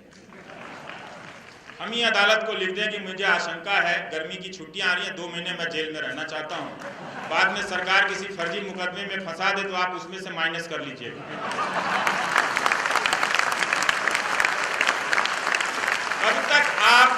तब तक आप जेल के भय से नहीं बोले। तो इसलिए आप यही बोलिए कि हम फला तारीख को यूं ही जेल जाना चाहते हैं हम लोग, और सब के सब जेल चलिए। अपना लंच बॉक्स पैक कीजिए, 2-4 सूखा पराठा ले लीजिए, 2-3 दिनों तक चले, और 2-3 दिन जेल में रह के आइए सब कोई, ताकि समाज के भीतर से झूठे मुकदमों और जेल का भय खत्म हो जाए। और ये एक सरकार की देन नहीं है, इसे कब तक हम बर्दाश्त करेंगे। लोगों का करियर, जीवन, राजनीतिक जीवन सब बर्बाद कर दिया जाता है। ये एक हथियार बन गया है। किसी की भी सरकार आती है, झूठे मुकदमे में फंसाओ और जेल जाने का डर दिखाओ। तो जरूरी है कि हम इस जेल जाने का डर से, अगर हम सच्चे गांधी के सेवक अपने आप को कहते हैं, एंटीसिपेटरी जेल की मांग करके, अग्रिम जेल, अग्रिम जमानत नहीं, अग्रिम जेल की मांग करके, और जैसे ₹1.25 की मानहानि की तरह अपने आप को हम मुक्त कर लें। और मैं आपको कुछ केस स्टडी पढ़ना चाहता हूँ। थोड़ा बोरिंग लगेगा, लेकिन आप पढ़िए, सुनिए, ताकि आपको पता चले कि कैसे आपको कमजोर किया जाता है तंत्र के जरिए। 2012 में बंगाल में एक प्रोफेसर को गिरफ्तार कर लिया गया क्योंकि उन्होंने ममता बनर्जी के खिलाफ एक कार्टून पोस्ट किया। उसी साल नवंबर 2012 में शाहीन और रेणु नाम की 2 लड़कियों को गिरफ्तार किया गया क्योंकि उन्होंने बाल ठाकरे के निधन पर मुंबई को बंद करने के पर ही सवाल कर दिया था। अक्टूबर 2012 में पुदुचेरी में एक व्यापारी रवि श्रीनिवासन को इसलिए गिरफ्तार किया गया कि उन्होंने पी चिदम्बरम के बेटे के खिलाफ आपत्तिजनक कोई टिप्पणी कर दी। मई 2012 में प्रधानमंत्री मनमोहन सिंह के खिलाफ एयर इंडिया के 2 कर्मचारियों ने टिप्पणी की, उन्हें गिरफ्तार कर लिया गया। मैं गूगल सर्च कर रहा था कि 2014 के बाद कितने लोग गिरफ्तार हुए। 31 अक्टूबर 2017 को फिल्म स्टार विजय के फैन तमिलनाडु में गिरफ्तार कर लिया गया क्योंकि उन्हें प्रधानमंत्री के खिलाफ टिप्पणी की थी, जिसे हम आपत्तिजनक कहते हैं। जैसे लोकतंत्र में लोकजनक तो कुछ होता नहीं, सब आपत्तिजनक होता है। और इसकी शिकायत बीजेपी के आईटी सचिव ने की थी। जिला आईटी सचिव ने नवंबर 2017 में चेन्नई में एक कार्टूनिस्ट को गिरफ्तार किया गया क्योंकि उसने वहां के मुख्यमंत्री के खिलाफ कार्टून बनाया था। अब देखिए, ये पैन इंडिया मामला होता जा रहा है। हम सोच रहे थे कि सिर्फ प्रधानमंत्री मोदी या मुख्यमंत्री योगी के खिलाफ टिप्पणी करने से ही गिरफ्तारी हो जाती है, लेकिन ये पैटर्न बनता जा रहा है। एक जगह जब जनता कमज़ोर होती है तो देश के हर कोने में जनता कमज़ोर हो जाती है। इसीलिए मैं कह रहा हूँ कि अपने लोक होने के लोकपन को बचा लीजिए, वरना नेता जो है लड़कपन में आपको बर्बाद कर देंगे। 3 मई 2017 को उत्तरी कन्नडा में मुरुदेश्वर पुलिस ने 2 युवाओं को गिरफ्तार किया। इन्होंने प्रधानमंत्री मोदी के खिलाफ वही आपत्तिजनक टिप्पणी की थी और व्हाट्सएप ग्रुप के एडमिन थे। एक तो इसमें ऑटो रिक्शा चलाने वाला था, उसने फोटो शेयर कर दिया था। फिर बनारस के जिला प्रशासन ने आदेश दिया कि जो झूठी बातें अफवाहें पोस्ट करेगा उसको अरेस्ट कर लिया जाएगा। प्रधानमंत्री, भारत के प्रथम प्रधानमंत्री नेहरू के बारे में कितनी झूठी बातें चल रही हैं, आज तक कोई अरेस्ट हुआ? सुना आपने कि प्रधानमंत्री, भारत के पहले प्रधानमंत्री नेहरू के बारे में इतनी अफवाहें चल रही हैं। बीजेपी आईटी सेल के जो मालवीय जी हैं, वो बनारस वाले मालवीय नहीं जिन्होंने बीजेपी बनाया, ये जो आईटी सेल जो वो अमित मालवीय हैं, तो उन्होंने एक ट्वीट कर दिया कि नेहरू जी कुछ महिलाओं से गले मिल रहे हैं। तो महिलाओं से गले मिलना कौन सी बुरी बात है? ये कब बुरा हो गया महिलाओं से गले मिलना? पता चला कि उनमें कोई उनकी बहन है, कोई उनकी भतीजी हैं जिनसे वो गले मिल रहे हैं। तो जब आप अपने आप को इतना कमजोर कर देंगे तो ये भाई बहन को भी प्रेमी बनाकर भीड़ जुटाकर मार देंगे। इसलिए मैं जो भी बोल रहा हूं अपने लिए नहीं बोल रहा, आपके लिए बोल रहा हूं, क्योंकि आपका भविष्य बहुत खराब है। क्योंकि जब आप जनता नहीं बनेंगे तो आप में से कोई भी चुन लिया जाएगा, जो बच जाएगा वो सिर्फ चांस की बात है कि वो बच गया। तो इसलिए आप कभी नहीं देखेंगे कि झूठी अफवाह फैलाने के आरोप में, नेहरू जी के बारे में अफवाह फैलाने के बारे में, नेहरू या जो भी हों उनके बारे में अफवाह फैलाने के बारे में कोई अरेस्ट हुआ। अब इसी साल मार्च में आखिरी हफ्ते में 7 लोगों को यूपी में अरेस्ट किया गया और जब मुख्यमंत्री के रूप में योगी आदित्यनाथ ने शपथ ली, चंद घंटे में 4 लोग अरेस्ट हो चुके थे। मार्च 2015 में आजम खान के खिलाफ किसी लड़के ने, 11वीं क्लास के लड़के ने टिप्पणी की तो उसको अरेस्ट कर लिया गया। मई 2014 में देवू साहब हैं, उन्होंने मोदी जी के खिलाफ फेसबुक पर टिप्पणी की तो अरेस्ट हो गए। आरोप लगा सामाजिक सद्भावना बिगाड़ रहे हैं। ये रोज टीवी वाले बिगाड़ रहे हैं, कोई अरेस्ट हुआ है? कोई तो अरेस्ट नहीं हुआ। तो ये खेल समझिए। 14 अक्टूबर 2017 को कानपुर में 22 व्यापारियों के खिलाफ मुकदमा हुआ और एक की गिरफ्तारी हुई। 22। इन्होंने क्या किया था? अपने प्रधानमंत्री की तस्वीर कोरिया के किम जोंग के साथ लगा दी थी। अब दिन भर टीवी में किम जोंग चलेगा तो ये इमेज बन जाएगा ना यहाँ के लोगों का, तो तुलना किससे करेंगे? तो वही गोदी मीडिया किम जोंग चला रहा था तो उनको लगा वो नाराज था, लोग नाराज थे। तो नाराजगी में अपने नेता को वो 2 बातें कहते हैं, तो आपने किम जोंग को प्रतीक के रूप में दे दिया तो नाराज हुआ, तो लोग तुलना कर दिया, तो उसमें उनको सजा हो गई। ये अच्छी बात नहीं। राजनीतिक जीवन में एक नेता की कितनी आलोचना होती है, विरोधी तो उनके सामने बैठ के आलोचना करते हैं, पीछे भी नहीं। क्या क्या बातें नहीं कहते एक दूसरे के बारे में। वो एक दूसरे को तो अरेस्ट नहीं करते। करना चाहिए था कांग्रेस के नेताओं को कि पार्लियामेंट में आप ये सब हमारे खिलाफ करते हो, लेकिन नहीं, आप जनता के बीच से किया जाता है गिरफ्तार, ताकि आप इस प्रक्रिया में, दोनों के खेल में लगातार कमजोर होते जाए। आपको कमजोर किया जाता है ताकि आप उनका डर, क्योंकि आप नेताओं की विश्वसनीयता, जिस तरह से मीडिया की विश्वसनीयता जनता में खत्म हुई है, उसी तरह से नेताओं की विश्वसनीयता खत्म हुई। लेकिन उन्हें सत्ता में तो रहना है, राज करना है, वो उसके प्रतिस्पर्धा है, दावेदार हैं, तो इसलिए वो लगातार जनता की हैसियत को कम करते चलेगा। वरना उनके विरोधी तो क्या क्या आरोप लगाते हैं, रोज प्रेस कॉन्फ्रेंस करके कोई चुटकुला बनाता है, कोई मुहावरा बनाता है, इधर से भी मुहावरा उधर से भी मुहावरा, ये सब होता रहता है।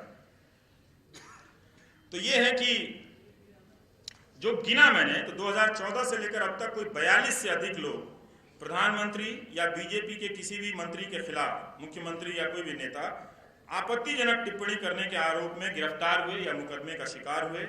इनमें जरूर अल्पसंख्यक समाज के लोग ज्यादा हैं, पर बहुसंख्यक भी हैं, सिख भी हैं, इसमें हर तरह के लोग अरेस्ट में, जनता है इसमें, आपको ये बात समझनी होगी।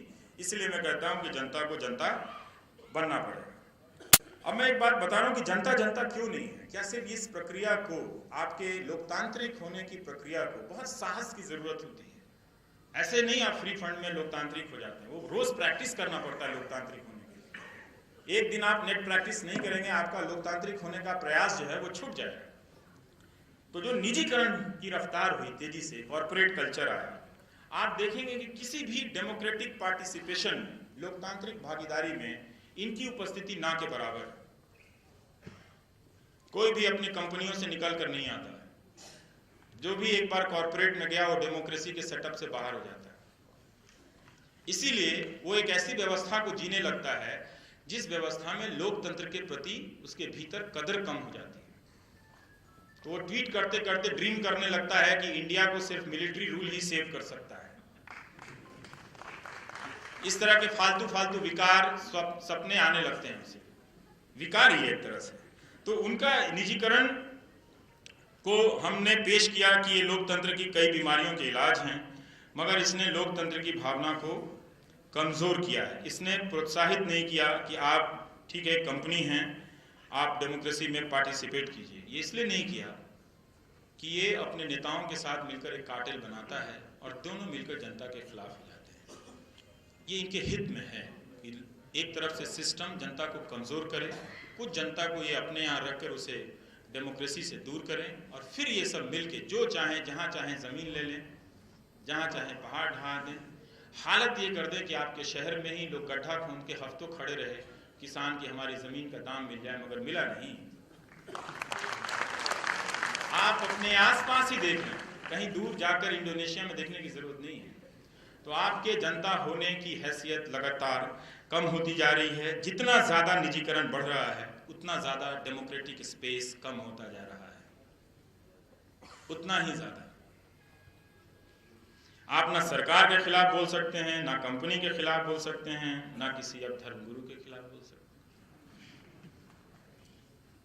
तो क्या बोले, मुंह आ करें, आए बाएं करें, क्या बोले? जब किसी के खिलाफ बोल ही नहीं सकते तो क्या करें भाई? कोई बोलने का कोई दिवस तय कर दो। इतनी जयंतियां मन रही हैं, एक बोलना जयंती हो जाए। आज हिंदुस्तान में बोलती जयंती मनाई जा रही है। इस जयंती के उपलक्ष्य में सबने सब एक दूसरे के खिलाफ बोला है। कल से कोई नहीं बोलेगा। बोलने के लिए जगह जगह से लोग जमा हो रहे हैं, दूर दूर से आ रहे हैं बसों में भर के कि वहां चल के बोलेंगे। आप यही तय कर दो, एक दिन तो बोले कम से कम। तो ये आप बोलने के स्पेस से आप पीछे मत हटिए। आपको डराया जा रहा है लगातार। कंपनियों की दिलचस्पी लोकतंत्र में कभी भी नहीं है। और आप देख रहे हैं कि अभी तो चुनाव की वजह से लोकसभा का सत्र जो है वो शीतकालीन सत्र का की घोषणा नहीं हुई है, इस पर बहस हो रही है। लेकिन आप तब भी नहीं देख पाए जब लगातार हर राज्य में पिछले 30 सालों में विधानसभा के सत्रों की संख्या कम होती जाती है। विधायक और विधानसभा के सत्रों की अहमियत सरकार चलाने में, लोकतांत्रिक होने में वो गिरती चली गई। तो आपने लोकतंत्र के अभ्यास का जो एक मंच है, जहाँ पे कोई विधायक बनकर नेता बनता था, आज आप विधायक बनते हैं, मंत्री नहीं बने तो उनको कोई नहीं जानता। हार के या जीत के अपना जीतते रहते, अपना हारते रहते हैं, क्या क्या करते हैं मालूम नहीं। तो हमने उन संस्थाओं की तरफ देखना बंद कर दिया था। देखना पड़ेगा आपको, खुद मजबूर करके, फोर्स करके अपने आप को ले जाना पड़ेगा। देखना पड़ेगा कि क्या बात है कि फला मुख्यमंत्री, फला सरकार में विधानसभा का सत्र नहीं बुलाया जाता और सत्र बुलाकर औपचारिकताएं पूरी की जाती हैं। क्या आपको विधानसभा में यकीन नहीं रहा? क्या आपको संसद में यकीन नहीं रहा? मैं नहीं मानता। अगर यकीन नहीं होता तो आप में से 70% या 80% लोग वोट देने नहीं जाते, मगर जा रहे हैं, लौट के आ रहे हैं, तो अपना सब कुछ आप विलय उस नेता में कर दे रहे हैं। भरोसा करना अच्छी बात है, लेकिन भरोसे की बुनियाद तथ्यों पर आधारित होनी चाहिए, भावनाओं पर नहीं। इसलिए अपने आप को ज़्यादा सूचित कीजिए, इन्फॉर्म कीजिए, वरना आईटी सेल के जो गुंडे हैं वो आपको खा जाएंगे। शायद हाँ, उनका कार्टेल है, खा ही जाते हैं आजकल। इसलिए लोग को एक खतरा है। चलते चलते एक बात कहना चाहता हूँ। अमेरिका से एक सर्वे आया है 2464 लोगों का।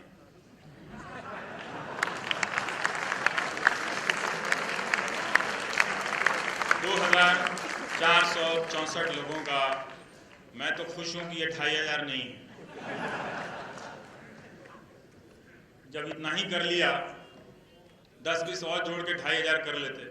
पर उनको कोई लगा होगा, शायद ज्योतिष ने कहा होगा कि 2464 रख लो तो इसमें काल गणना सही रहेगी। वहां तक ठीक है इनकी बात कि 80% इन 2464 में, जिसमें 10 में से 9 भारतीय बताया गया, प्रधानमंत्री को लोकप्रिय मानते हैं, वहां तक ठीक है, क्योंकि किसी भी सर्वे में वो आते ही हैं लोकप्रिय है। पर जो बाकी सवालों के जवाब दे रहे हैं वो बहुत चिंता की बात है। वैसे तो मैं उस 10वें को लेकर भी चिंतित था कि भाई जब 9 उस तरफ चल गए तो तुम अकेला क्यों इस तरफ खड़े हो। फिर मुझे लगा कि ये जो एक आदमी है ये असली लोकतांत्रिक है। ये एक तरफ अकेला खड़ा होकर हिंदुस्तान के लोकतंत्र पर एहसान कर रहा है, वरना वो अकेला तो डर के मारे देखे कि 9 आदमी उधर चले गए हैं, भाई क्रॉस करो उधर, 10 में 10 बन जाओ, हाँ? पर वो अकेला बना रहता है। ये कमाल का आदमी है, जो भी है उसका सलाम मैं यहां से भेजता हूं कि उसने लोकतंत्र की मान रखी, एक नेता को 90% लोकप्रिय भी होने दिया, लेकिन एक जगह खड़ा होकर एक विरोधी भी है उस नेता का, यह भी होने दिया। ये बहुत अच्छी बात थी। लेकिन आगे की जो बात है उन जो 2464 लोगों की, वो अपने ही सर्वे की इस अच्छी बात को खारिज करते हैं। जो लोग इस सर्वे को ट्वीट कर रहे थे या इसका जश्न मना रहे थे, मुझे लगा थोड़ा पढ़ भी लेते हैं। इनमें से 50 से 55% लोग ऐसे हैं जो मानते हैं कि सैनिक शासन होना चाहिए।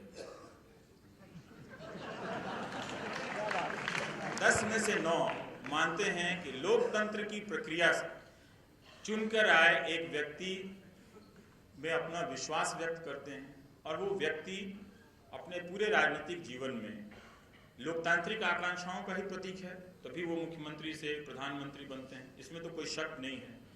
पर उन 9 लोगों में से 5 लोग फिर सैनिक शासन में क्यों यकीन रखते हैं? क्या उन्हें पूरा विश्वास नहीं जिसे वो लोकप्रिय बता रहे हैं? वो क्यों रहे? आप सोचिए, अगर इनसे ये सवाल पूछा जाता, एक ही सवाल पूछा गया होगा, क्या आप मिलिट्री रूल को बेहतर मानते हैं, तो कह दिया होगा कि हाँ। लेकिन दूसरा सवाल अगर मैं पूछता, क्या आप चाहते हैं कि मिलिट्री रूल में कोई रात में 2 बजे आए और आपको, आपके बाप को उठाकर थाने में 10 साल के लिए बंद कर दे, ना वकील, ना दलील, ना मुकदमा, ना तारीख, मिलिट्री रूल का समर्थन करेंगे? करता वो? नहीं करता। ये सवाल पता है क्यों पूछा जा रहा है? इसका कारण बताता हूं, थोड़ा इंतजार कीजिए। सैनिक शासन को पसंद करने वाले लोगों से सर्वे वाले ने नेता का नाम नहीं पूछा, कोई जो मिलिट्री रूल करेगा वो कौन होगा, वरना ये ऐसे लोग हैं जो कह देते कि जनरल वीके सिंह को बनाऊंगा मैं अपना नेता। जो राज्य मंत्री है सैनिक है, मिलिट्री रूल में तो मिलिट्री वाला सेनाध्यक्ष ही बनेगा ना, और कौन बनेगा? मैंने मिलिट्री रूल में ऐसा थोड़ी होता कि कैप्टन बन गया, तो कैप्टन भी पहले सेनाध्यक्ष का तख्ता पलटेगा तब जाके वो मिलिट्री रूल कायम करेगा। लेकिन जब तक सेनाध्यक्ष है और मिलिट्री रूल है तो सेनाध्यक्ष ही बनेगा ना। फिर तो कितनी गड़बड़ियां हैं लोकतंत्र को लेकर, नेता को लेकर। सोचने में हम इतने कंफ्यूज क्यों हैं? इसलिए हैं कि लोकतंत्र को लेकर जो अभ्यास मैच होते थे हमारी संस्थाओं के, दैनिक अभ्यास मंच, पत्रकार से, लेख से, ये आज नहीं, ये अगर आप ऐसा सोच रहे हैं कि इस सरकार के दौर हुआ तो गलती कर रहे हैं, फिर समय को ठीक से नहीं समझ रहे हैं। ये 25-30 सालों से लगातार होता चला आ रहा है, जिसमें संस्थाओं को लगातार कुचला जा रहा है। आज शायद आपको इसलिए लग रहा है कि कुछ लोग या ऐसे लोगों का प्रतिशत थोड़ा ज्यादा दिख रहा है जो इसके प्रति सचेत है। इस सर्वे में 55% ने कहा उन्हें स्ट्रांग नेता चाहिए। क्या करना है स्ट्रांग नेता का? क्या संविधान में बनाए गए कानून, दिए गए अधिकार किसी नेता या मुख्यमंत्री को इतने अपर्याप्त हैं कि वहां पहलवान चाहिए? क्या कैबिनेट सेक्रेटरी से कुश्ती करने की जरूरत पड़ती है? कैबिनेट की मीटिंग में मारना वारना पड़ता है? किस लिए चाहिए स्ट्रांग नेता? स्ट्रांग विल को रिप्रेजेंट करने वाला नेता चाहिए, ये होना चाहिए। पर ठीक है, क्योंकि ये एक सवाल है और इस सवाल को लेकर कोई भी, अभी आप आलोचना कर रहे हैं, आपसे भी पूछा जाए तो आप भी कहेंगे कि हाँ स्ट्रांग नेता चाहिए, देश को चलाने वाला मजबूत नेता चाहिए। लेकिन ये लोग कंफ्यूज हैं कि सैन्य तंत्र वाला नेता चाहिए कि लोकतंत्र वाला नेता चाहिए। ये चल रहा है, एक मिथक जो है वो खड़ा किया जा रहा है कि मजबूत नेता का एक मिथक है और उसके पैरेलल सैनिक शासन का चल रहा है। क्योंकि अभी तक लोकतांत्रिक जो संस्थाएं हैं वो अपने बेहतर रूप में जनता की आकांक्षाओं को पूरी तरह पूरी करने में असफल रही हैं और आप देखेंगे कि इनके जरिए जो सत्ता और संसाधन पर नियंत्रण रहा है, भारत ही नहीं दुनिया के किसी भी देश में और दुनिया भर में 1 या 2% लोगों के पास बाकी 90-95% आबादी की संपत्ति के बराबर की संपत्ति वहाँ जमा हुई है। ये वो खुद ही बता रहे हैं, ये किसी कम्युनिस्ट देश से नहीं आ रहा है, सीपीएम के दफ्तर का सर्वे नहीं है, ये खुद ही वो लोग अपना सर्वे करते हैं। अर्थशास्त्री जो पूंजीवादी व्यवस्था में यकीन करते हैं कि 1 ही 2 ऑक्सफाम की रिपोर्ट है कि 1 ही 2% लोगों के पास है। तो अब डर है नेताओं को कि ये जो 90% जनता है जिसके पास खाने के लिए नहीं है, अभी तो इसके कुछ प्रतिशत फांसी पर लटक रहे हैं, लेकिन जब ये अपनी आत्महत्याओं से थक जाएंगे तो एक दिन बगावत कर देंगे। मरने की भी एक सीमा होती है, मारने की भी एक सीमा होती है, वरना मारने वाले तो इस देश दुनिया के इतिहास में कितने हुए, पलट के देखिए, फिर भी इंसान खत्म नहीं हुए, वही खत्म हुए, वही खत्म होकर चले गए। तो उन्हें ये डर है, तो उस डर में आज जो भी पावर पर बैठता है, ये डर उसको सताता है। आप में से भी कोई इस पावर पर बैठेगा तो आपको भी ये डर सताएगा। उनका डर वाजिब है, क्योंकि उनके पास ना तो कोई ऐसा फार्मूला बचा है प्रोपेगेंडा और इवेंट के अलावा, ये आखिरी फार्मूला है नेताओं के पास। तो ये वो ड्रामा कर रहे हैं कि इसी बहाने सैनिक शासन को प्रतिष्ठित कर रहे हैं इन सवालों के जरिए, क्योंकि वो सबसे आसान तरीका है लोक आकांक्षाओं को कुचलने का। जब आप लोग जनता के रूप में जनता नहीं रहेंगे तो एक मामूली सा बंदूकधारी आपके दरवाजे पे खड़ा हो जाएगा, आप कम से कम 10-20 साल तो बोलना छोड़ ही देंगे, आपकी जुबान खत्म हो जाएगी, भाषा खत्म हो जाएगी। इसीलिए मैं कह रहा हूँ कि ये फार्मूला मजबूत बनाया जा रहा है, जबकि ये दोनों ही फार्मूला, स्ट्रॉन्ग लीडर का और मिलिट्री लीडर का फार्मूला इतिहास का पिटा हुआ फार्मूला है। ये आप हिस्ट्री नहीं भी पढ़ेंगे तो भी समझ में आ जाएगा, हिस्ट्री पढ़ लेंगे तो और ठीक से समझ में आ जाएगा, और पोस्टर भी फाड़ देंगे तो भी समझ में आ जाएगा कि ये क्या फार्मूला है। तो हम क्या कहेंगे, Gandhi, Mandela, Lincoln, Martin Luther king, Vinoba Bhave, इन सबको क्या कहेंगे आप? मजबूत नेता नहीं कहेंगे, वो दुबला पतला सिर्फ धोती पहनने वाला जो ब्रिटिश हुकूमत के खिलाफ लड़ता चला गया, वो क्या था? कमजोर नेता था या मजबूत नेता था? मजबूत नेता था ना। जरूरी नहीं कि मजबूत नेता हमेशा अच्छे कपड़ों में दिखता हो, पूरे कपड़े में दिखता हो। कोई नंगा फकीर भी मजबूत नेता हो सकता है। इस पे आपको कोई कंफ्यूजन नहीं होना चाहिए। एक नंगा फकीर भी मजबूत नेता हो सकता है जो अपने इरादे पे सिर्फ लाठी लेकर चल दिया, 30 साल तक सेलुलर जेल के खौफ को आपके भीतर से खत्म कर दिया और आपके सामने और ब्रिटिश हुकूमत के सामने सबको खड़ा कर दिया।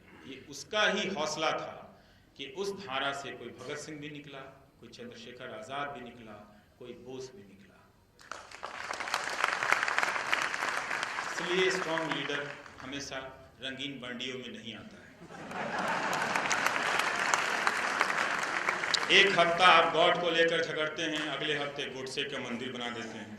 1940 से 45 के युद्ध के दौरान, और ये इतिहास का उदाहरण, ब्रिटेन के प्रधानमंत्री चर्चिल बहुत लोकप्रिय थे उस वक्त जब विश्व युद्ध का दौरान था, और बड़े उनके कोट वोट चलते थे, आज भी छप जाते हैं इधर उधर की। चर्चिल ने ये कहा था, वो कहा था। चर्चिल की बातों पे लोग आंख बंद कर यकीन करते थे। तो लगा कि चर्चिल उस वक्त दुनिया के सबसे बड़े नेता हैं, और वो जो कहते हैं वो दूर तक जाती है, लोग उसे सुनते हैं और मानते हैं। विश्व युद्ध के बाद जब चुनाव हुआ तो चर्चिल हार गया। तो मजबूत नेता हारता भी है, ऐसा नहीं। इटली ने उस चर्चिल को हरा दिया। तो इसलिए आपको देखना पड़ेगा कि अगर आप इस लोकतंत्र में अपने लोक होने के बोध को कमजोर करेंगे, आप भारत की आज़ादी की लड़ाई के साथ धोखा करेंगे। अनगिनत लोगों ने अपने लोक होने के अधिकार को हासिल किया, लड़ा। हम स्वतंत्रता सेनानियों को पेंशन देते हैं। क्या हमें पता है कि वो स्वतंत्रता सेनानी जब इस देश को आज़ाद करने के लिए वर्षों जेल में रहे, जिनका हम नाम भी नहीं जानते, उनके पीछे उनके बच्चे, पीढ़ियों तक के बच्चे बर्बाद हो गए। उनके परिवारों की आर्थिक स्थिति उसी पेंशन पर रही और वो लगातार कमजोर होते चले गए। तो उन्होंने इतना बड़ा, कई पीढ़ियों का, अपने परिवार की कई पीढ़ियों की जिंदगी दांव पर लगाकर, भविष्य दांव पर लगाकर देश के लिए लोक होने का बोध हासिल किया। आप उस देश के लिए, उनके लिए, कम से कम स्वतंत्रता सेनानियों की इज्जत के लिए रखने के लिए अपने लोकपन को, अपनी जनता होने के अधिकार को कमजोर मत कीजिएगा।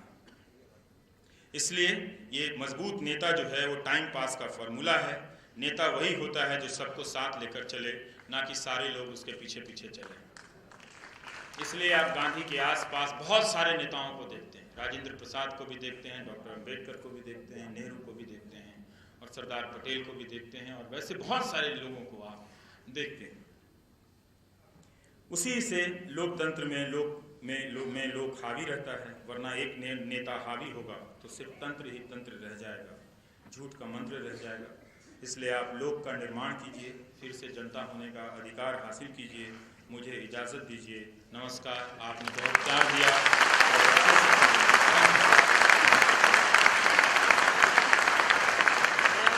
अरे बैठो बैठो।